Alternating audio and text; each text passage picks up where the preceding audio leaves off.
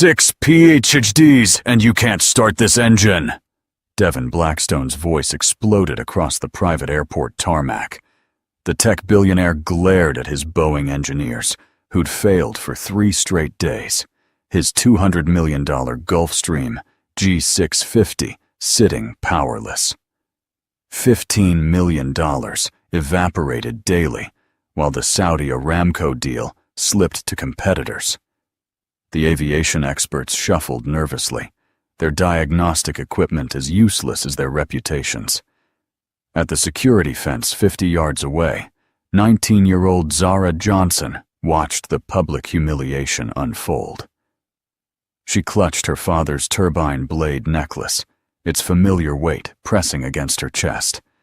She knew exactly what was wrong with that engine, the solution these experts couldn't see. But who would listen to a black teenager standing outside the fence? The chain-link fence rattled against Zara Johnson's fingers as she pressed closer, watching the chaos unfold on the private tarmac 50 yards away. The Gulfstream G650 sat like a wounded giant, its sleek white fuselage gleaming under the harsh airport lights, while 6 men in crisp Boeing uniforms circled it like vultures around roadkill. For 3 days now, they'd been failing to coax life back into the $200 million aircraft, and their frustration was palpable even from her distant perch. The 19-year-old mechanical engineering student had been coming here every evening after her shift at Murphy's Auto Garage, drawn by something she couldn't quite name.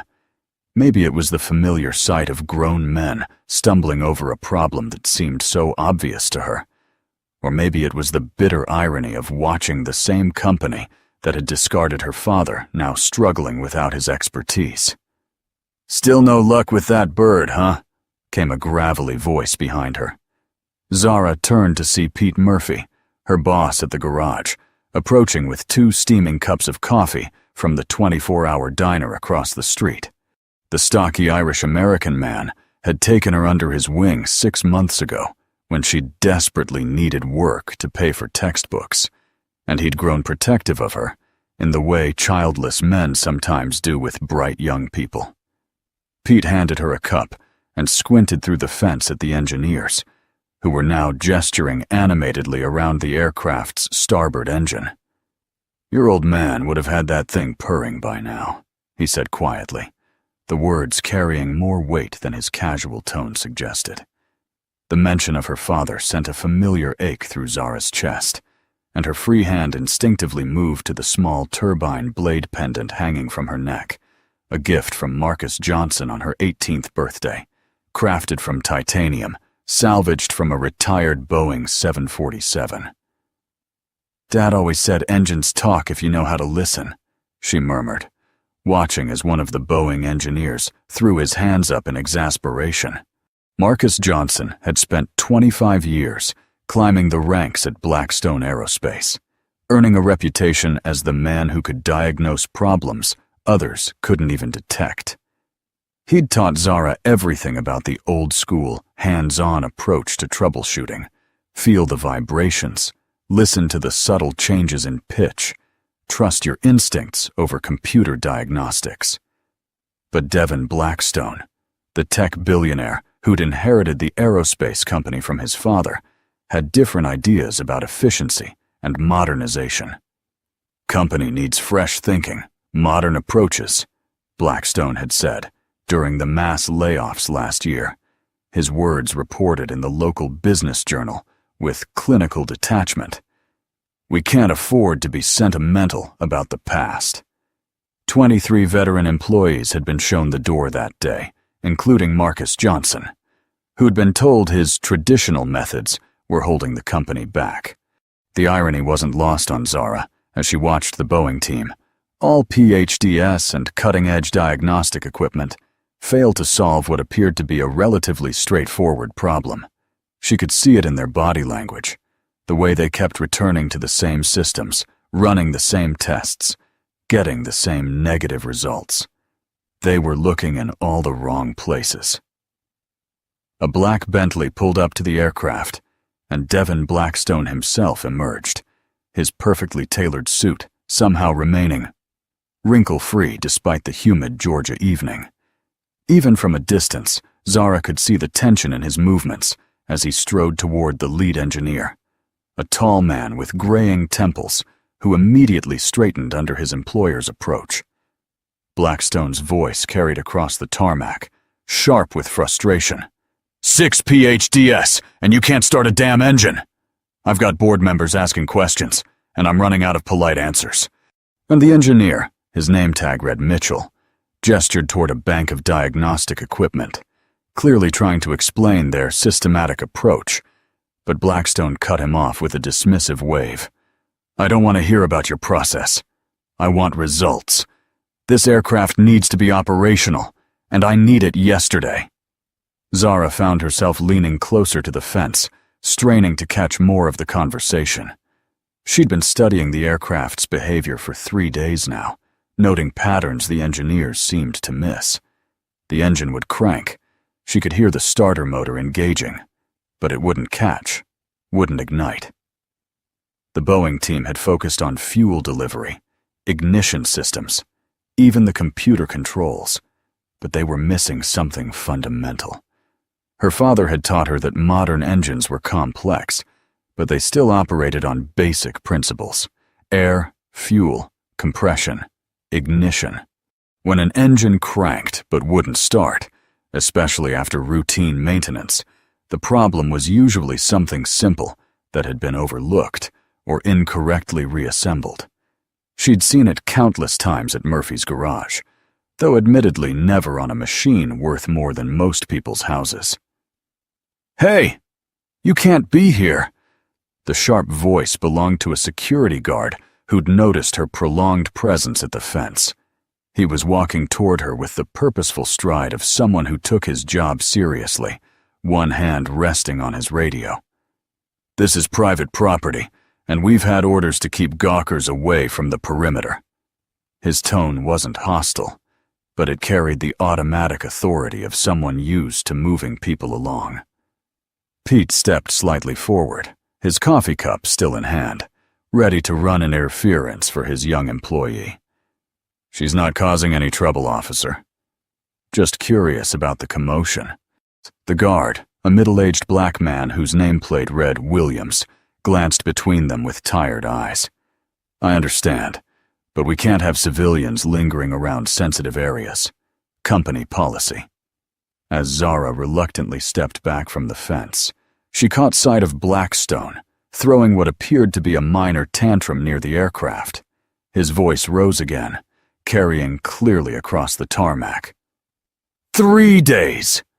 3 goddamn days, and the best aviation minds money can buy are telling me they need more time.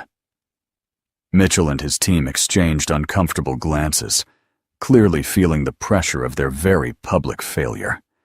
It was then that Zara noticed something the others had missed, a subtle irregularity in the engine's cranking sound, a slight hesitation that suggested mechanical binding rather than electrical or fuel issues.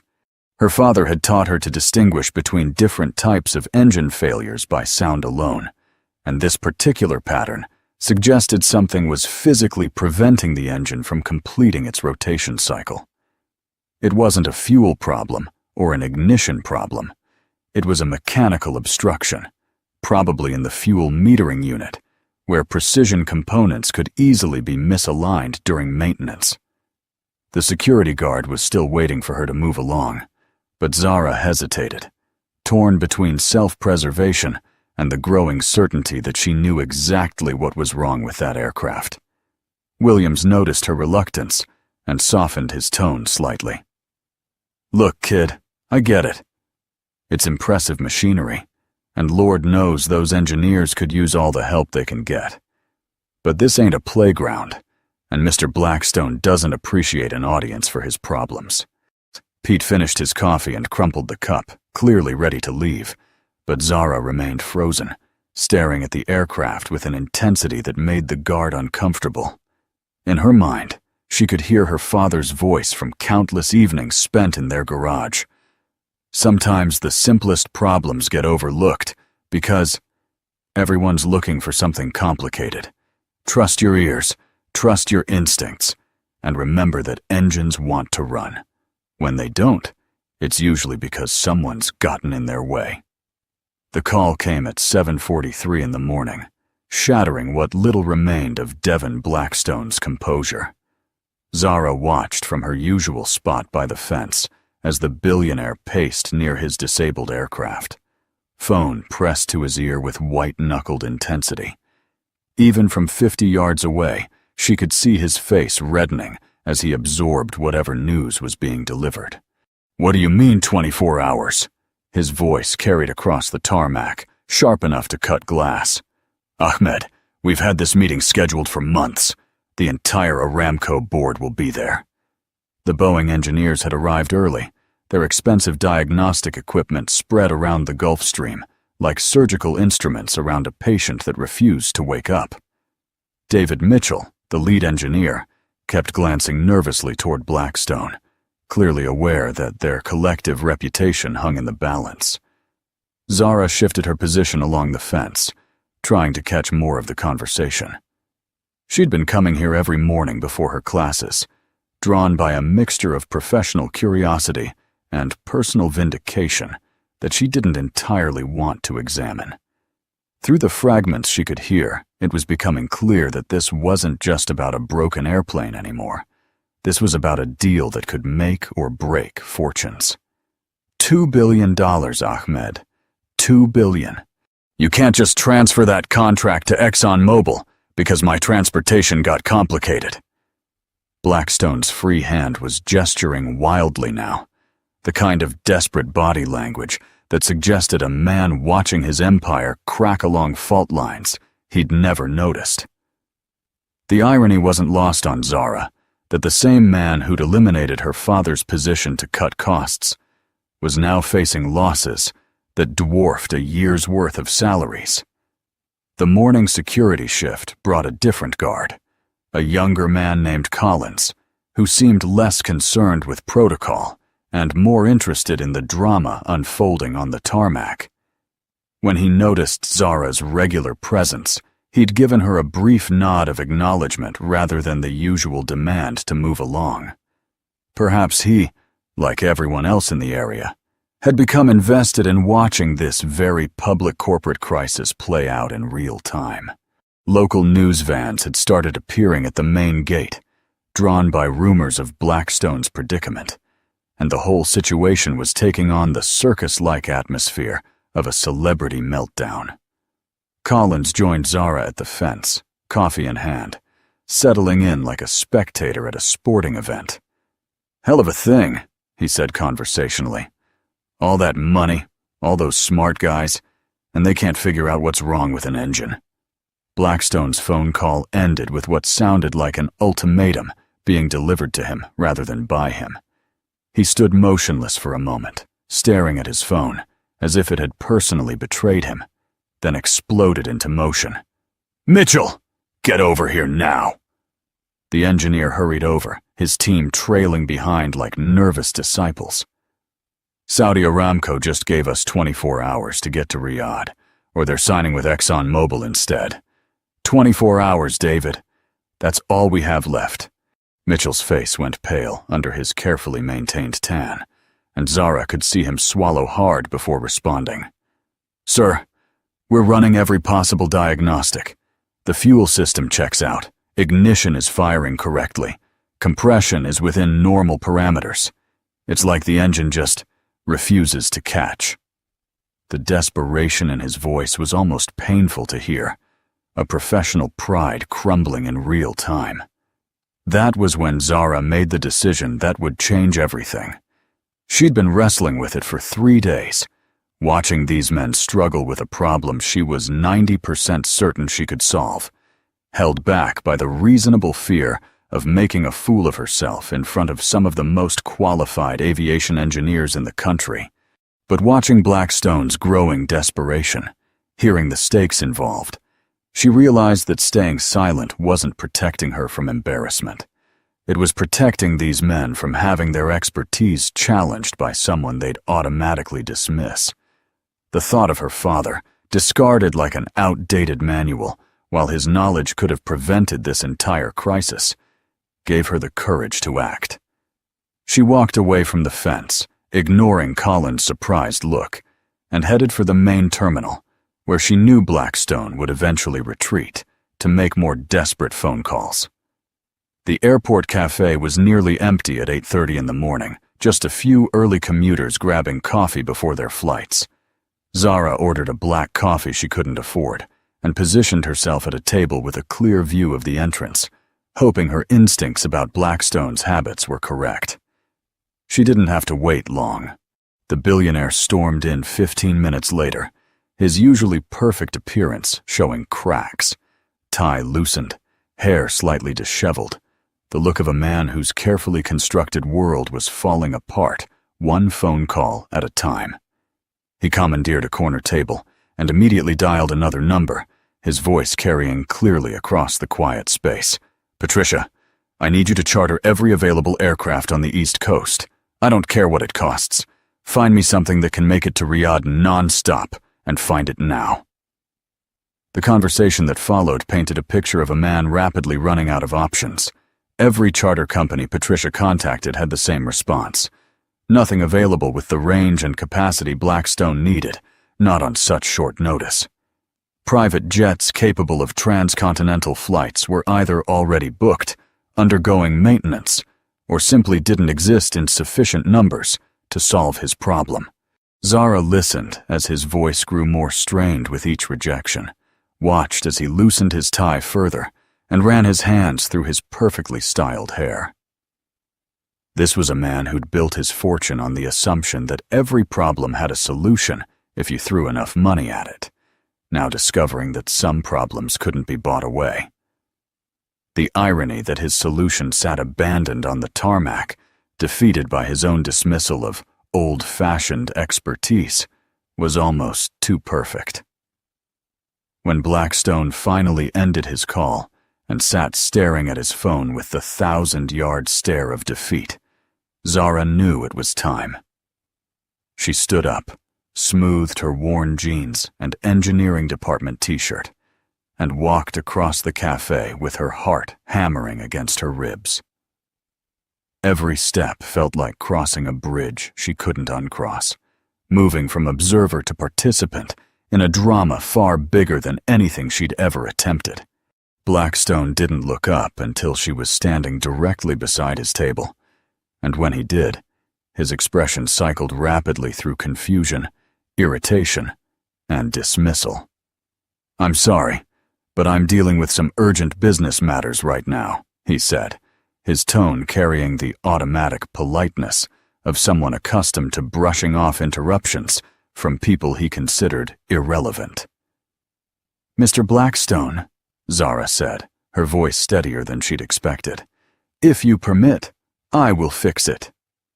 The words hung in the air between them like a challenge, and she watched as his expression shifted from polite dismissal to genuine bewilderment. For a moment, the cafe seemed to hold its breath, the soft jazz music, the distant hum of conversation, even the espresso machine seemed to quiet, as if the universe itself was waiting to see how this moment would unfold. Blackstone blinked twice, clearly trying to process what he'd just heard, then looked Zara up and down, as if seeing her for the first time. "I'm sorry, what?" he said finally, his voice containing equal parts confusion and incredulity. Blackstone's laugh started as a snort of disbelief and escalated into something approaching hysteria. "Little girl," he said, his voice dripping with condescension, "I have 6 of the best aviation engineers money can buy out there, and they can't solve this problem. What exactly makes you think?" He trailed off, studying Zara's face with the calculating look of someone trying to determine if he was being pranked. The cafe had gone completely quiet now, other patrons pretending to read their newspapers while straining to overhear this bizarre conversation between a tech billionaire and a teenager. Zara felt every eye in the room on her, felt the weight of assumptions and prejudices pressing down like a physical force. but she also felt something else, the absolute certainty that she was right about the engine. "Mr. Blackstone, they're looking in the wrong place," Zara said, keeping her voice level despite the adrenaline coursing through her system. "Your engine isn't failing to start because of fuel delivery or ignition problems. It's the fuel metering unit. Specifically, debris blocking the precision valve that controls fuel-to-air mixture during startup sequence. The unit got contaminated during routine maintenance, probably when they removed and reinstalled the fuel lines."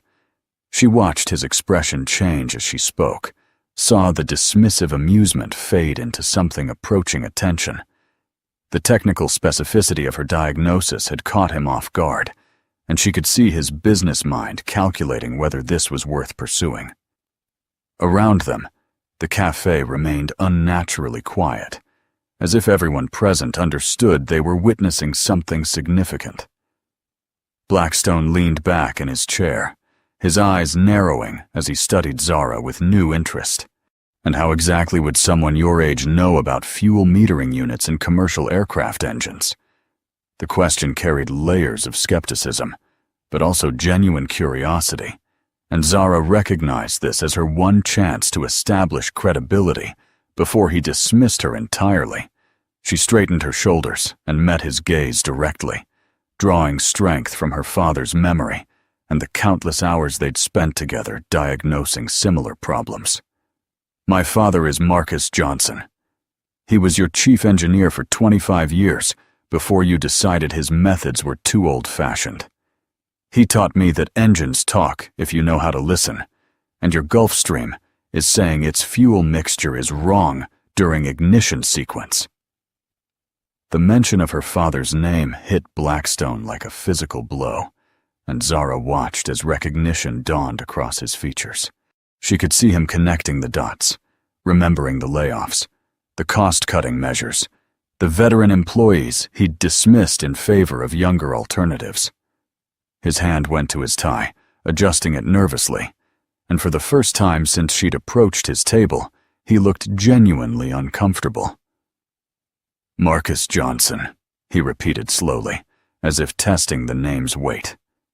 "Yes, I remember. Excellent service record. The decision to restructure wasn't personal, you understand. Market forces, efficiency requirements." His voice trailed off as he realized how hollow his corporate justifications sounded when delivered to the daughter of a man whose expertise might have prevented his current crisis. "Sir," Zara said, pressing her advantage while he was off balance, "I've been watching your engineers for 3 days. They're running the same tests over and over, getting the same negative results, because they're approaching this like a computer problem instead of a mechanical one. Modern diagnostic equipment is amazing, but sometimes you need human intuition to spot what the machines miss." She leaned forward slightly, her voice gaining confidence. "The fuel metering unit is a precision component, tolerances measured in thousandths of an inch. If even a tiny piece of debris gets lodged in the valve during maintenance, it throws off the entire fuel mixture calculation. Your engines will crank, your fuel pumps will show normal pressure, your ignition systems will fire perfectly, but you won't get combustion because the mixture is wrong."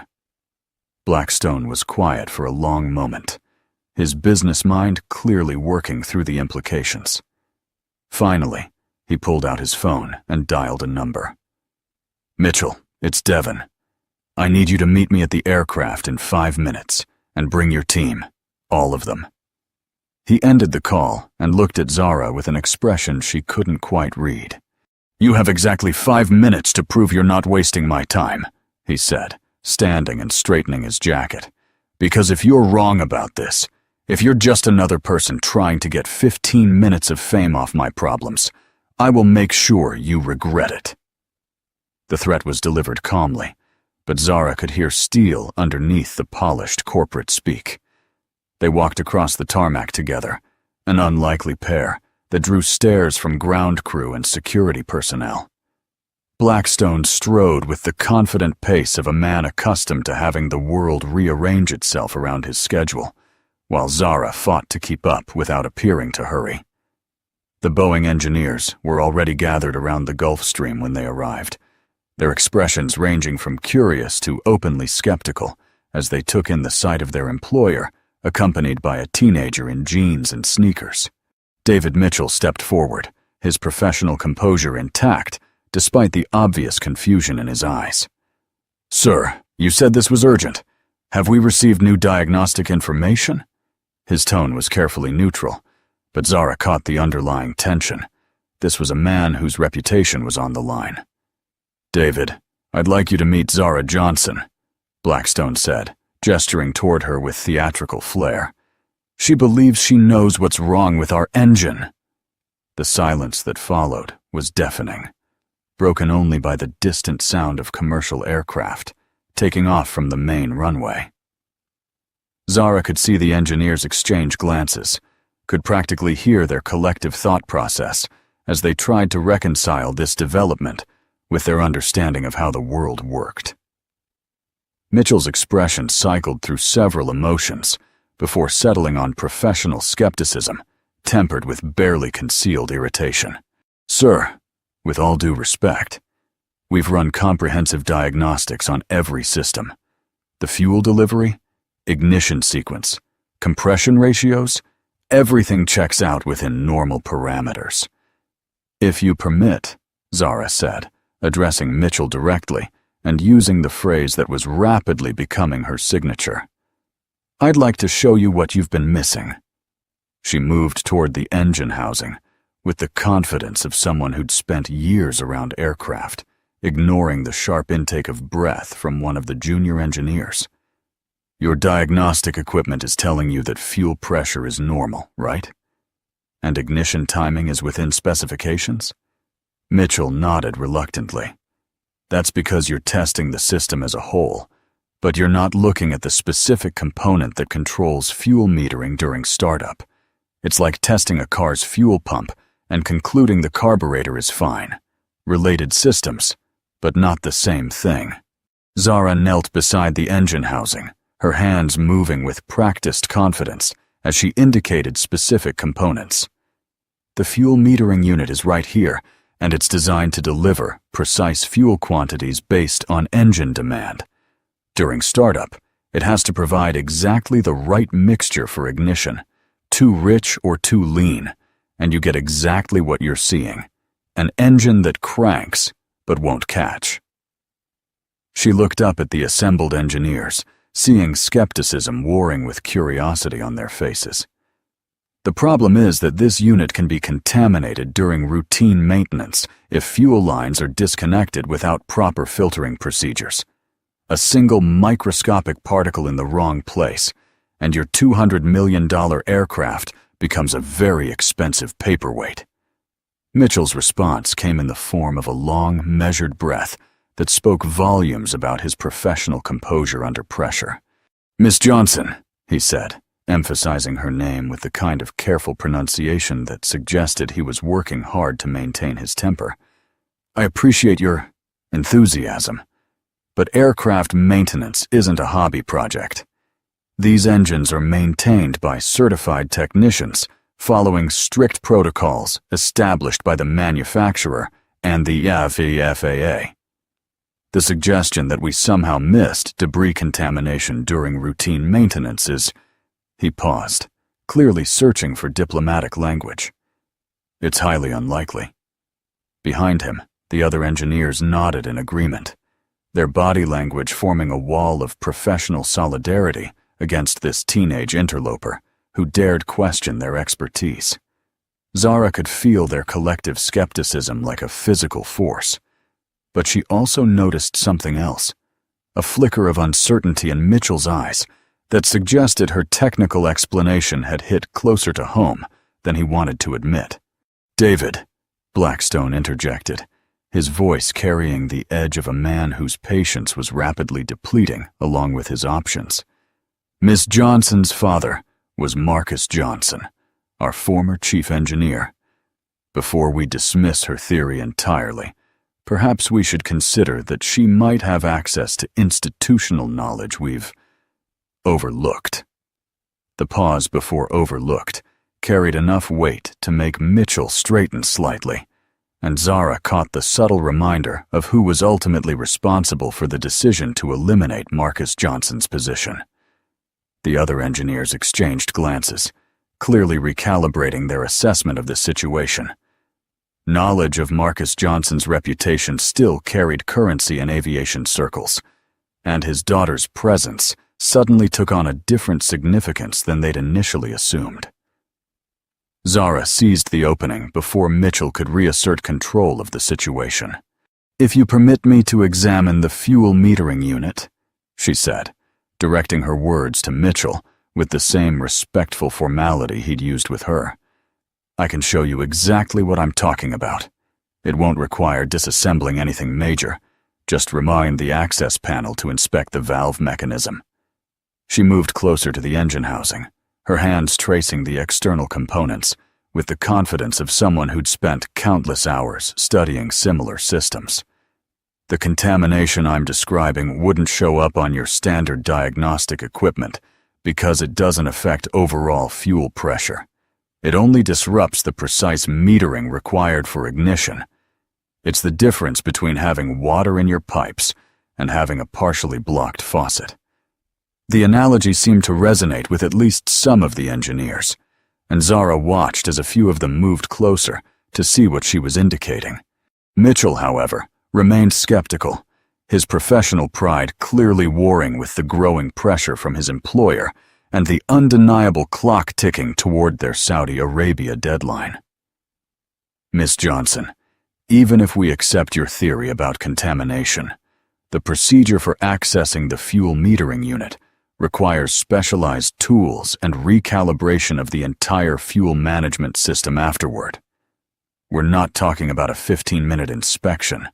This is a multi-hour process that could potentially create more problems than it solves."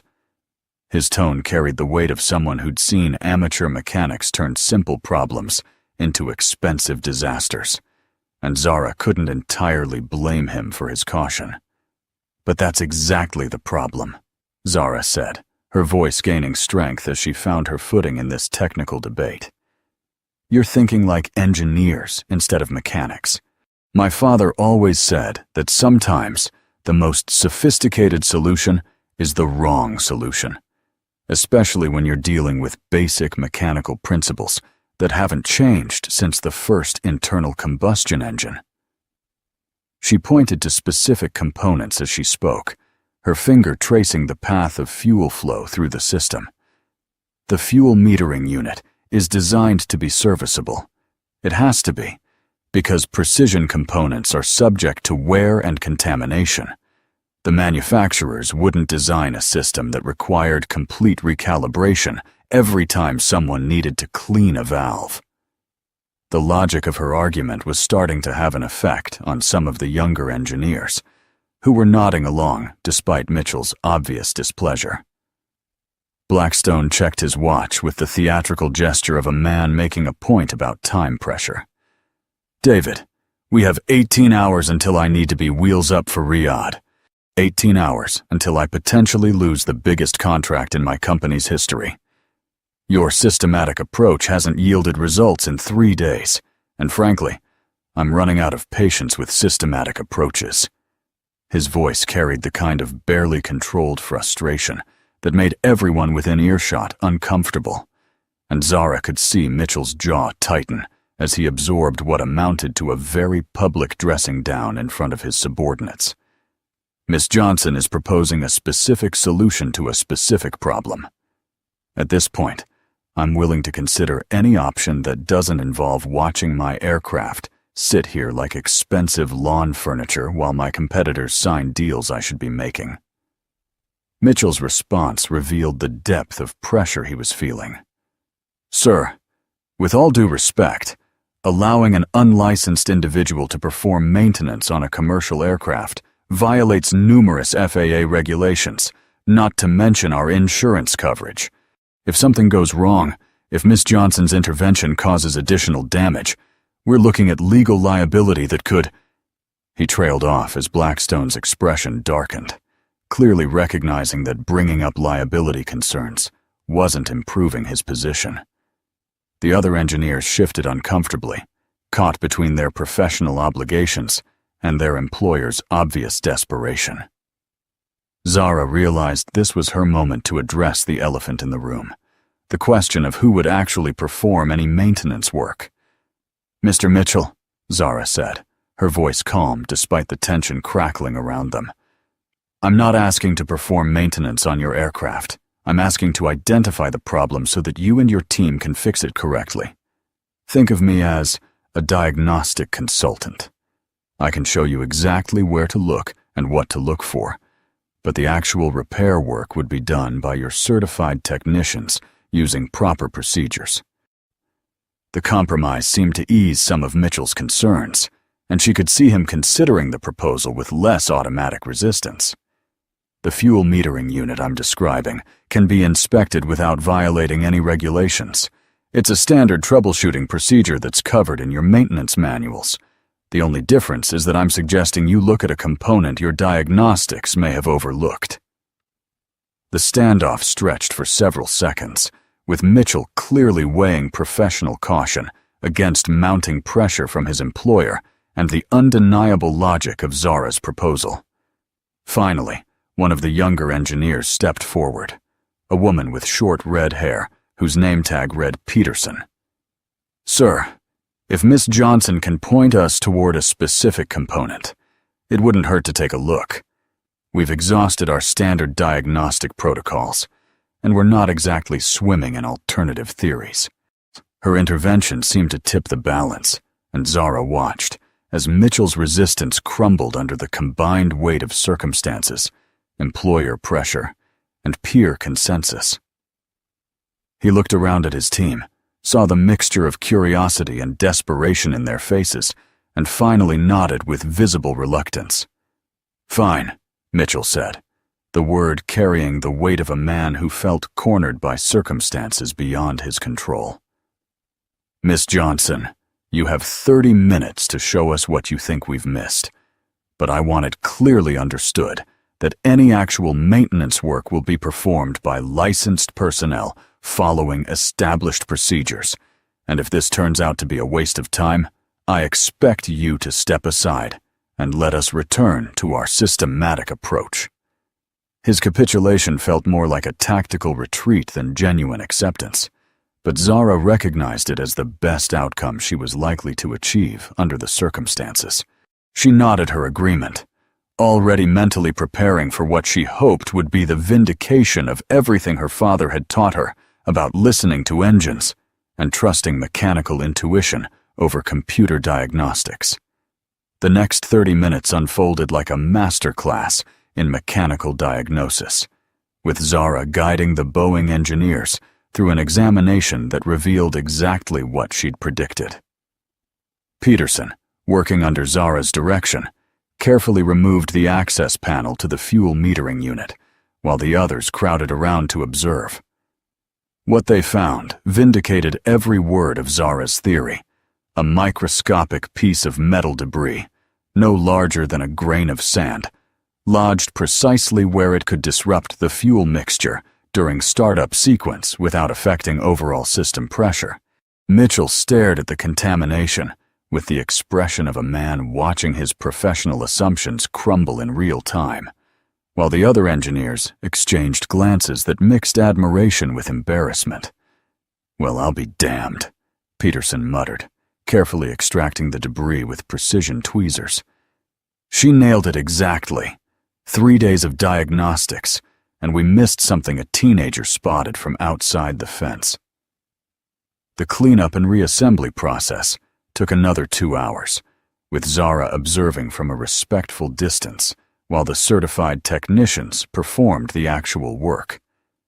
Mitchell had regained some of his composure during the repair, though she could see him struggling with the implications of what had just occurred. His team's systematic approach, his expensive diagnostic equipment, his years of experience, all had been rendered irrelevant by a 19-year-old girl who'd learned troubleshooting from her father in a garage. Blackstone watched the proceedings with barely contained impatience, checking his phone constantly as updates from Saudi Arabia painted an increasingly urgent picture. The Aramco executives were growing suspicious about the delays, and competitors were circling like sharks who'd smelled blood in the water. Every hour that passed gave ExxonMobil more time to position themselves as the reliable alternative. "All right, let's fire her up," Mitchell announced once the reassembly was complete, his voice carrying a mixture of anticipation and professional pride that had been restored by his team's competent work. The engineers stepped back from the aircraft as Peterson moved to the cockpit to initiate the startup sequence, everyone present understanding that this moment would either validate Zara's diagnosis or reveal some additional complexity they'd overlooked. The familiar whine of the starter motor filled the air, followed by the distinctive sound of turbine blades beginning to rotate. For a moment, everything seemed perfect.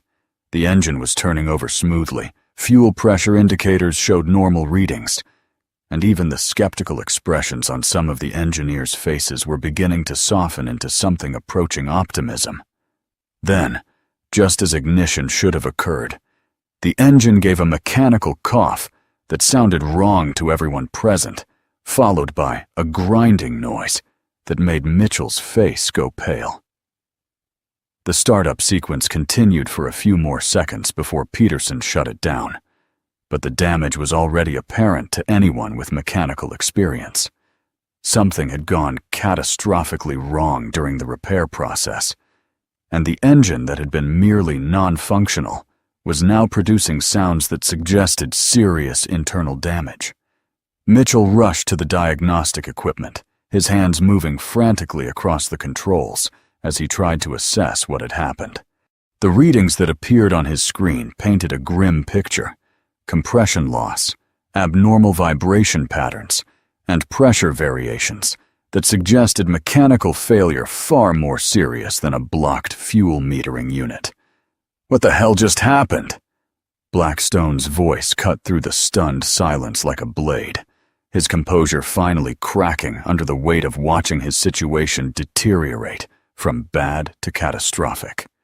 Mitchell was staring at the diagnostic readouts with the expression of a man trying to process information that didn't make sense, while the other engineers gathered around him with expressions ranging from confusion to growing panic. Peterson emerged from the cockpit looking stricken, her earlier confidence replaced by the kind of professional horror that comes from watching expensive machinery destroy itself under your watch. "The engine seized completely during startup," she reported, her voice barely above a whisper. "Whatever we just did, we made it infinitely worse." The implications of this development hit everyone present like a physical blow. What had been a frustrating but potentially solvable problem had just become a catastrophic failure that would ground the aircraft for weeks, possibly months. Mitchell's face had gone from pale to ashen as he absorbed the diagnostic data, and Zara could see him mentally calculating the cascade of professional consequences that were about to engulf his career. "This doesn't make sense," he said, more to himself than to anyone else. The fuel metering unit was contaminated exactly as Miss Johnson described. "We cleaned it properly, reassembled everything according to specifications. There's no reason the engine should have failed like this." His bewilderment was genuine, but Blackstone was clearly in no mood for technical mysteries. "I don't care about your confusion, David," Blackstone snarled, his carefully maintained corporate composure finally shattering completely. "I care about the fact that my aircraft was cranking normally 3 hours ago, and now it sounds like a cement mixer full of broken glass. What changed? What did you do differently?" His finger pointed accusingly at Mitchell, but then swung toward Zara with the inevitability of a man looking for someone to blame. "Better yet, what did she convince you to do that you wouldn't have done otherwise?" "Because I'm looking at a $200 million aircraft that was working this morning and is completely destroyed now. And the only variable in this equation is your new teenage consultant." The accusation hung in the air like a toxic cloud, and Zara felt every eye on the tarmac turn toward her, with expressions that ranged from suspicion to outright hostility. Mitchell, desperate to deflect blame from his own team, seized on Blackstone's implication with the fervor of a drowning man, grabbing a life preserver. "Sir, Miss Johnson did direct us to a specific component that we wouldn't normally have accessed during standard diagnostics. It's possible that her intervention caused some secondary damage that didn't manifest until we attempted to restart the engine." His words were carefully chosen to sound professional rather than accusatory, but the implication was unmistakable. Zara's involvement had somehow caused the catastrophic failure they were now facing. The crowd of engineers, ground crew, and airport personnel that had gathered to watch the dramatic repair attempt began to murmur among themselves, and Zara could hear fragments of conversation that made her stomach clench with dread. "Teenage girl. Told them what to do. Should have known better. Probably caused more damage." The whispers carried the kind of cruel satisfaction that people sometimes take in watching ambitious outsiders fail spectacularly, and she realized that her moment of triumph was rapidly transforming into a public humiliation that would follow her for years. Peterson, who had supported her earlier, now avoided making eye contact, clearly unwilling to associate herself with what appeared to be a disaster of Zara's making. Blackstone's phone rang, and he answered it with the sharp bark of a man whose patience had been pushed beyond all reasonable limits. The conversation was brief and conducted in Arabic, but his expressions during the call told the story clearly enough. The Saudis had run out of patience, the deal was dead, and $2 billion in business was walking away while his aircraft sat disabled on a Georgia tarmac. When he ended the call, his face was a mask of barely controlled rage. "That was Ahmed," he announced to the assembled crowd, his voice carrying clearly across the tarmac. "The Aramco contract is going to ExxonMobil. 20 years of relationship building, $2 billion in revenue, and it's gone because I listened to a teenager who convinced my engineers to break a working aircraft."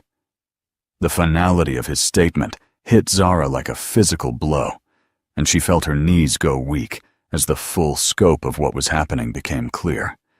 She wasn't just facing embarrassment or professional setback.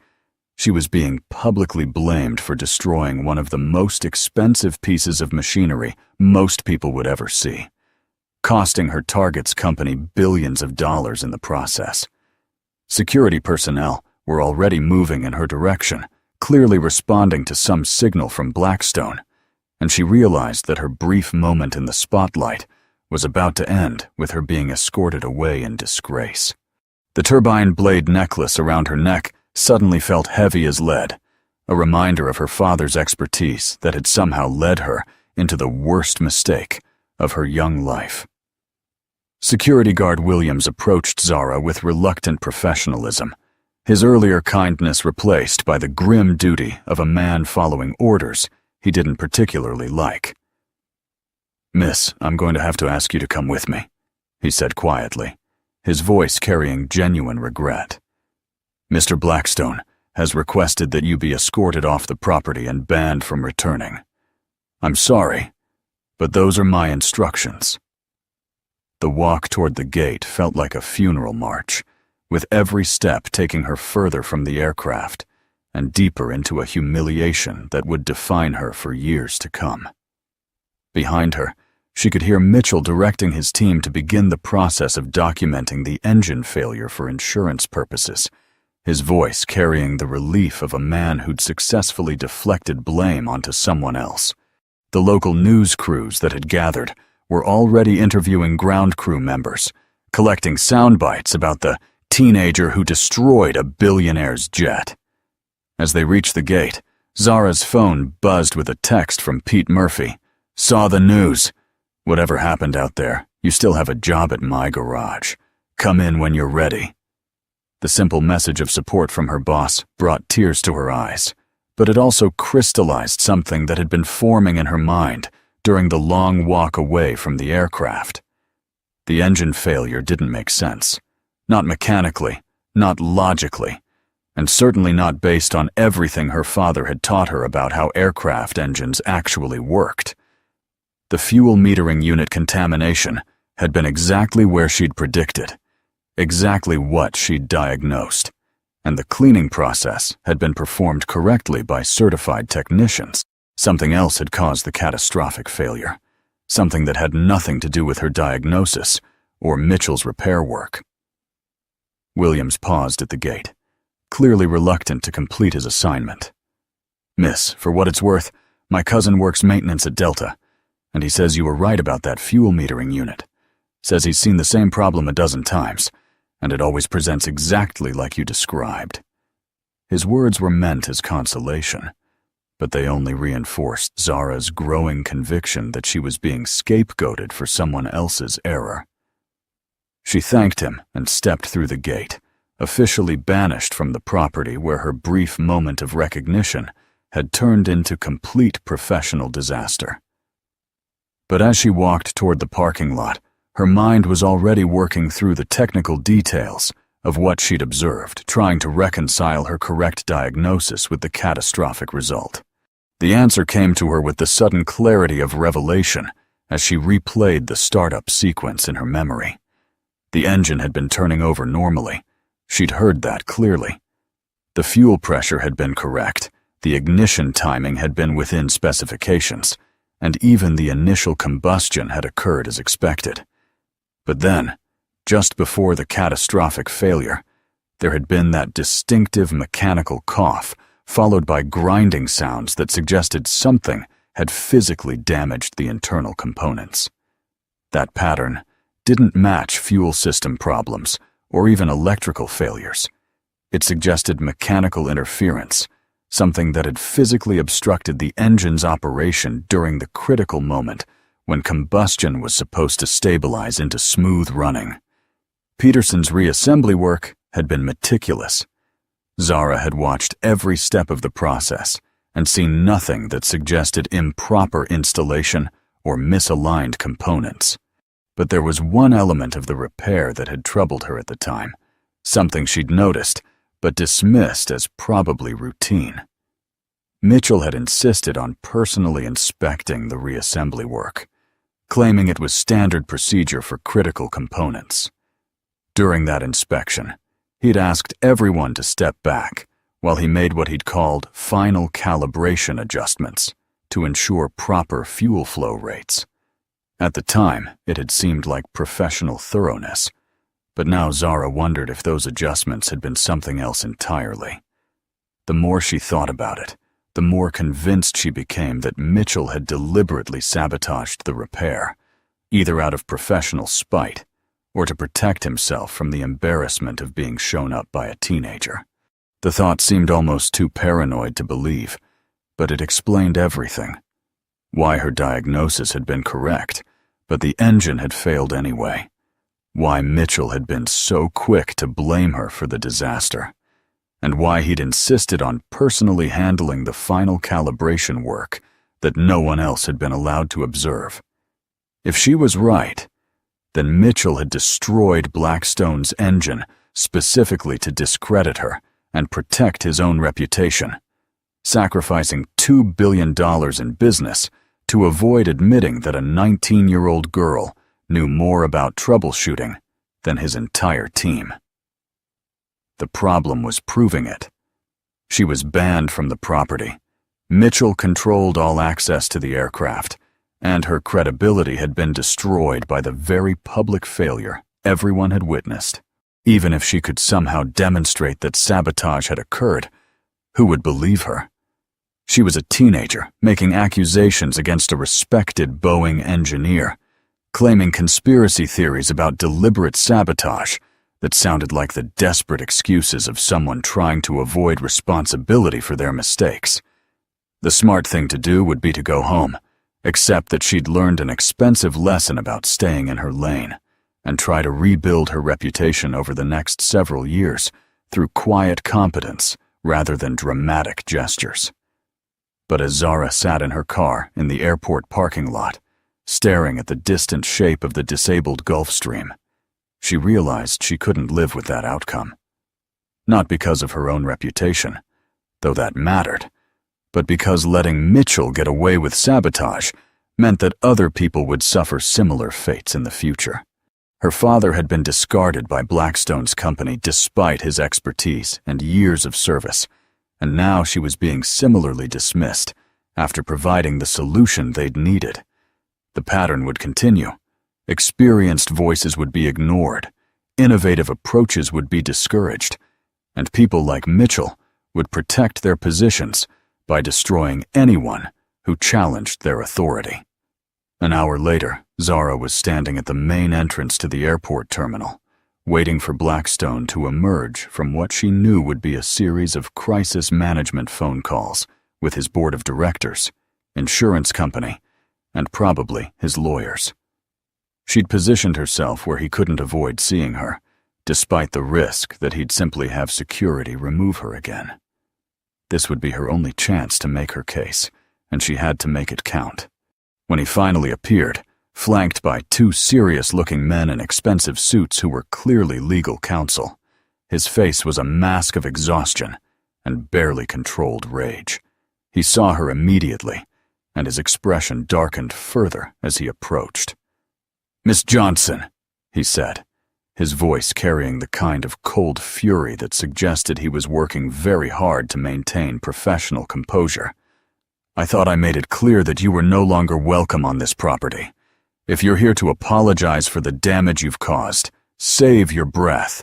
My legal team is exploring every possible avenue for recovering damages, and I suggest you contact your parents about securing competent legal representation." The threat was delivered with the casual confidence of a man accustomed to crushing problems with overwhelming financial force. But Zara had expected this response and prepared for it. "Mr. Blackstone," she said, her voice steady despite the adrenaline coursing through her system, "if you permit me one final chance to explain what really happened to your aircraft, I can prove that the sabotage came from inside your own team." The accusation hung in the air like a bomb that hadn't exploded yet, and she watched as his expression shifted from anger to confusion to something approaching attention. The lawyers flanking him exchanged glances, clearly recognizing the potential legal implications of what she'd just suggested. "I know how that sounds, and I know you have no reason to trust me after what happened. But I also know that your engine was sabotaged during the reassembly process, and I can prove it if you give me 10 minutes to explain what I observed." Blackstone's legal team immediately went into damage control mode, with the senior attorney stepping forward to interrupt what he clearly saw as a potentially explosive conversation. "Mr. Blackstone, I strongly advise against engaging with any accusations at this time." But Blackstone held up a hand to silence his lawyer, his business mind calculating the implications. If she was right about internal sabotage, it completely changed the liability picture. 10 minutes, he said finally, his voice carrying the weight of a man with nothing left to lose. "But this conversation happens where my engineers can hear every word, and if you're making false accusations, my legal team will destroy you." The walk back to the aircraft felt like a reversal of her earlier humiliation. Mitchell and his team were still gathered around the diagnostic equipment when Blackstone returned with Zara in tow, shock and alarm visible on their faces. "David," Blackstone announced, his voice carrying clearly across the tarmac, "Miss Johnson claims that someone on your team deliberately sabotaged the repair work. I'm giving her 10 minutes to present her evidence." The accusation hit Mitchell like a physical blow, his expression cycling rapidly through shock, indignation, and something that might have been fear. "Sir, that's an outrageous allegation," he said, voice pitched higher than usual. "My team followed standard procedures exactly." "Mr. Mitchell," Zara said, her voice carrying confidence built from hours of careful analysis, You personally handled the final calibration of the fuel metering unit after the cleaning was complete. You asked everyone to step back while you made what you called precision adjustments. But fuel metering units don't require calibration after cleaning. They're mechanical devices with fixed tolerances. She moved toward the engine housing, pointing to specific components. What you actually did during those adjustments was introduce a small obstruction into the fuel delivery system, something that wouldn't affect initial startup, but would cause catastrophic failure once the engine reached operating temperature. Peterson, who had been avoiding eye contact since the engine failure, suddenly looked up with dawning comprehension. "Wait," she said slowly, her engineering mind working through the implications. "David, you did insist on personally handling that final calibration step, and you were very specific about wanting privacy while you worked." The other engineers began exchanging glances, doubt creeping into their expressions as they reconsidered events they'd previously accepted without question. "If you permit," Zara said, addressing Mitchell directly with the phrase that had become her signature throughout this ordeal. "I'd like you to show us the calibration equipment you used during your private adjustment session." She gestured toward the diagnostic tools scattered around the aircraft. "Every piece of precision measurement equipment leaves a record of its use. Timestamps, measurement values, calibration certificates. If you performed legitimate calibration work, those records will prove it." The challenge hung in the air like an unexploded bomb, and everyone could see Mitchell's face go pale as he realized the trap. The silence stretched until Peterson broke it with devastating clarity. "David, I was monitoring all diagnostic equipment during the repair process. Nothing was calibrated after the cleaning work. The only tools you used during your private session were basic hand tools, screwdrivers, and adjustment wrenches." The admission hit the group like a thunderclap. Mitchell's professional allies suddenly became potential witnesses to his deception, and Blackstone's expression hardened as he absorbed the implications. "David," he said, his voice carrying quiet menace, "did you or did you not deliberately introduce some kind of obstruction into that fuel system?" Mitchell's response came in the form of silence that spoke louder than any confession. His inability to provide any plausible explanation was admission enough. Security was called to escort Mitchell from the property, while Peterson volunteered to lead the inspection that would reveal exactly what he had done. Within 30 minutes, she had found it. A small piece of wire deliberately jammed into the fuel delivery line, positioned precisely where it would cause catastrophic failure once fuel pressure reached operating levels. The sabotage was undone within an hour, and when the engine was tested again, it started perfectly on the first attempt. The smooth purr of properly functioning turbines was vindication that echoed across the tarmac public reversal.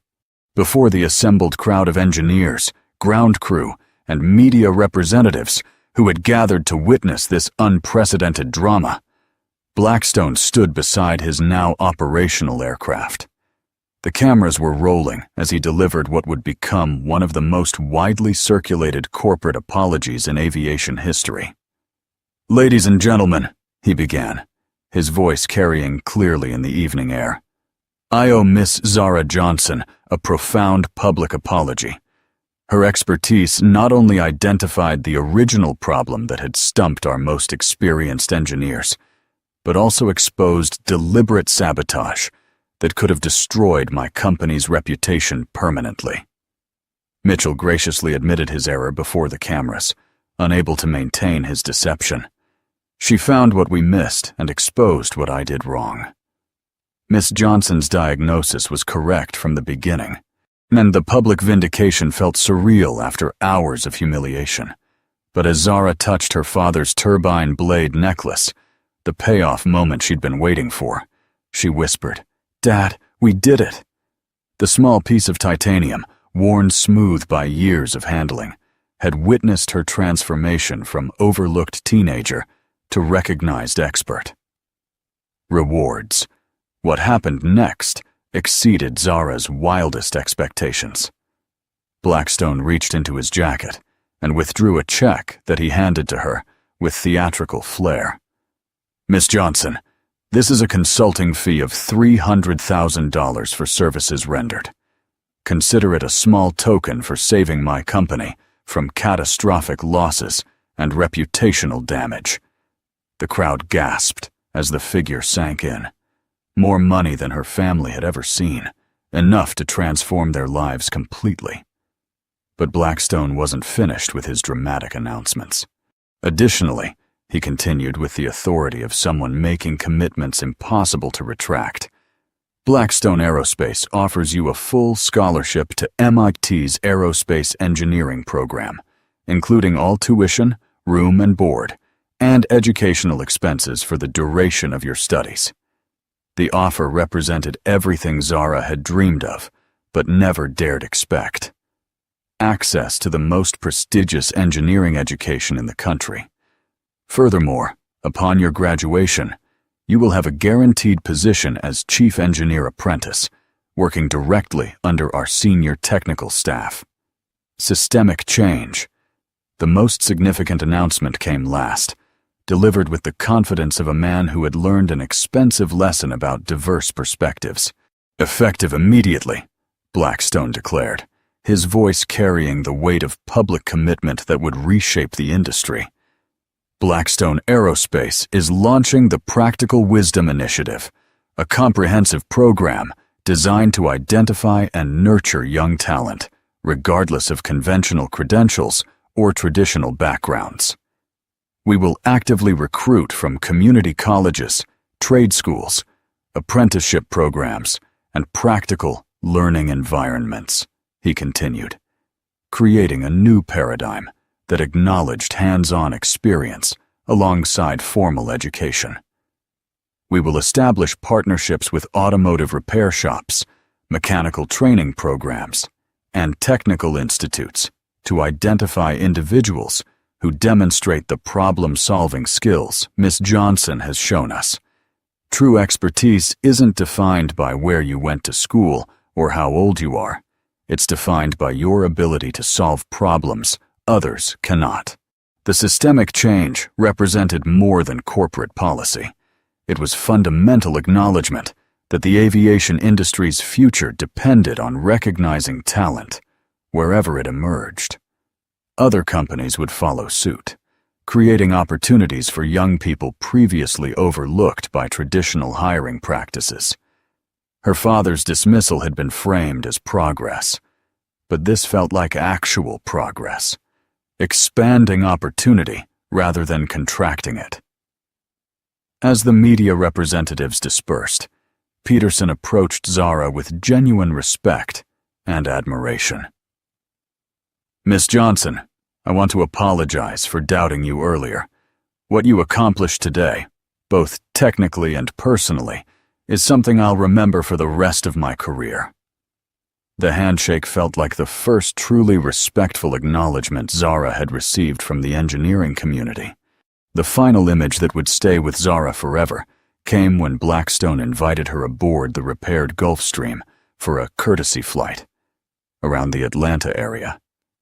As she settled into the luxurious leather seats of the aircraft, she had diagnosed, defended, and ultimately restored to working condition.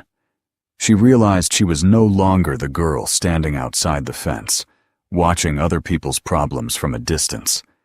She had become someone whose expertise was valued, whose voice was heard and respected, and whose future was filled with possibilities that had seemed impossible just days earlier. The engine spooled up with smooth, precise power that only properly functioning machinery could provide, and as the aircraft lifted off into the Georgia sunset, Zara touched her father's turbine blade necklace one final time. "If you permit" had become "when you deliver," and she had delivered beyond anyone's expectations, including her own. The girl at the fence had become the engineer in the cockpit, and that transformation would echo through the aviation industry for years to come.